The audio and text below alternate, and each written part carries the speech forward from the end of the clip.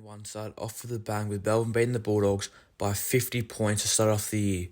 We then headed up to Brisbane to play the Brisbane Lions on a Friday night, but then the unexpected happened when the light shut out the Gabba, which caused the play to stop, as here shown in the clip. After the lights got turned back on at the Gabba, Melbourne started off with a bang, kicking the next 4 goals to bring it back in to 11 points, only just falling short of the Brisbane Lions. Then headed back to the MCG to play the Sydney Swans, where Jacob van Rooyen debuted and kicked 3 goals in his first ever AFL game.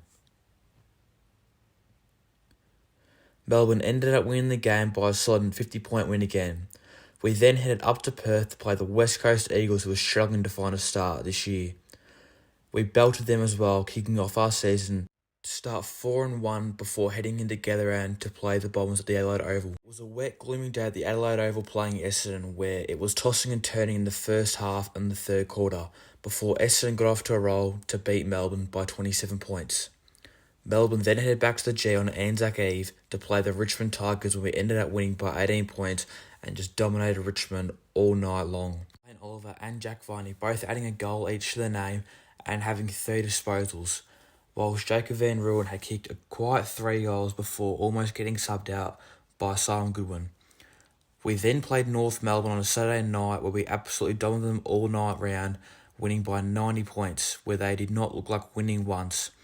Bailey had 4 goals to his name, and also Katie Chandler, Chris Matraka and Cozzy Pickett had 3 goals each, while Brody Grundy had 2 goals with 8 disposals.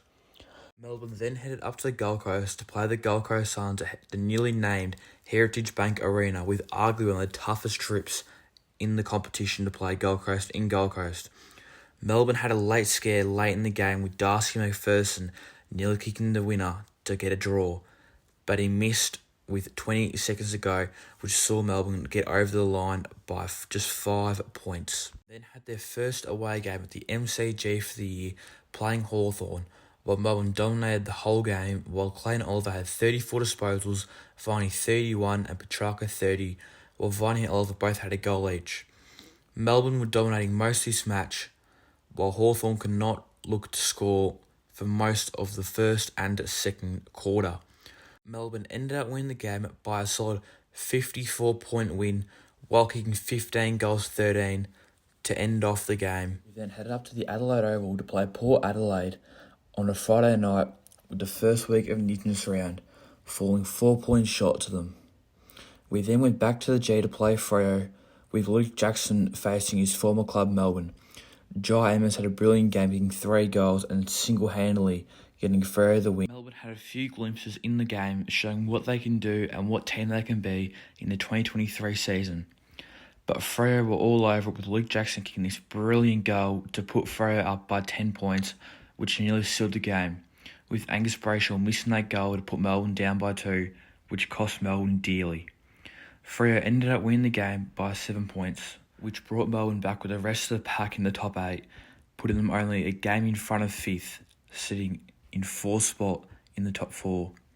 We then went to play Carlton on a Friday night, who were not in form. Melbourne started off with a bang in the first goal of the game in Petrarca. From there on, it was all Melbourne's go, winning the game by 17 points. We were then playing on King's birthday against Collingwood, where we had a very strong game, contesting with Collingwood all game. We had a late scare from Collingwood in the last few minutes, so Collingwood kicking 3 out of the next 4 to get back within 4 points.